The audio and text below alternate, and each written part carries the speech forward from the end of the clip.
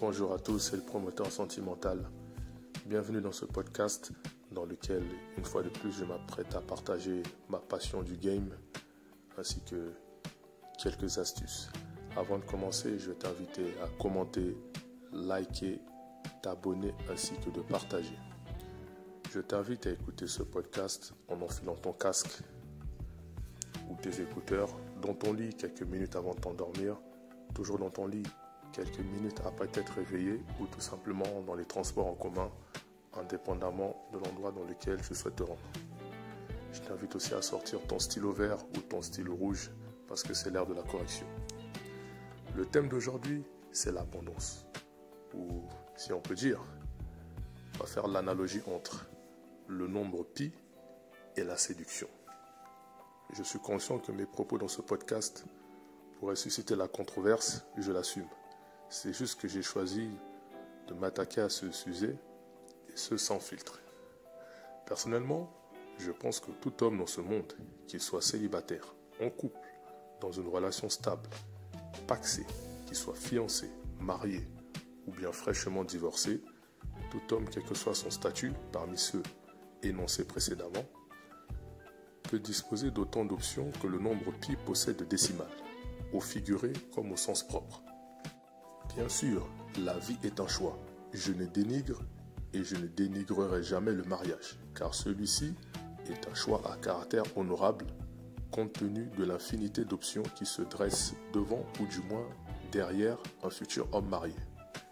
C'est ce contraste, cette diversion de point de vue prononcée après une brève prestation devant monsieur le ou madame la mère qui scelle officiellement l'attitude d'un homme marié.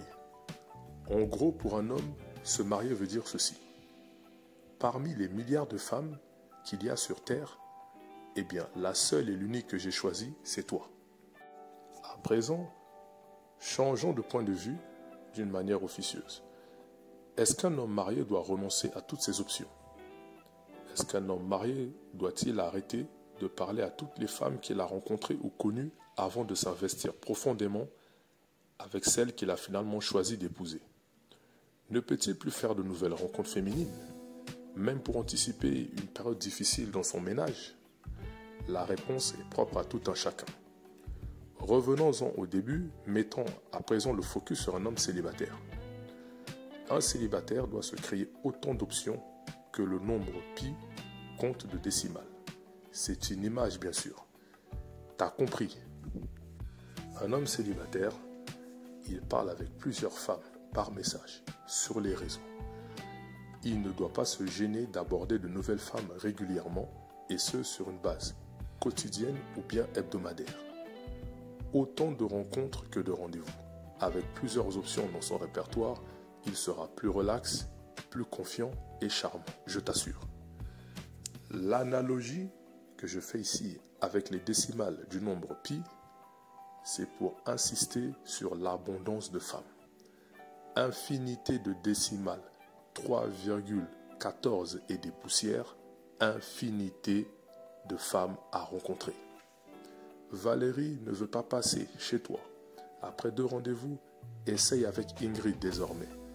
Mais si celle qui te plaît vraiment veut s'engager avec toi, alors engage-toi. Le nombre pi et ses décimales s'appliquent aussi pour les hommes en couple. Je leur conseille de garder quelques options sous le coude. On ne prévoit jamais une rupture lorsque l'on se met en couple. Mais ces options soigneusement et discrètement gardées s'avéreront nécessaires en cas de rupture ou bien en période de longue embrouille. Et oui, lorsque l'on est en couple, c'est pas rose tous les jours. En réalité, les femmes font exactement la même chose. Voilà, c'était un petit conseil du jour, c'était le promoteur sentimental. On se retrouve dans un prochain podcast. Sur ce, bonne journée à toi.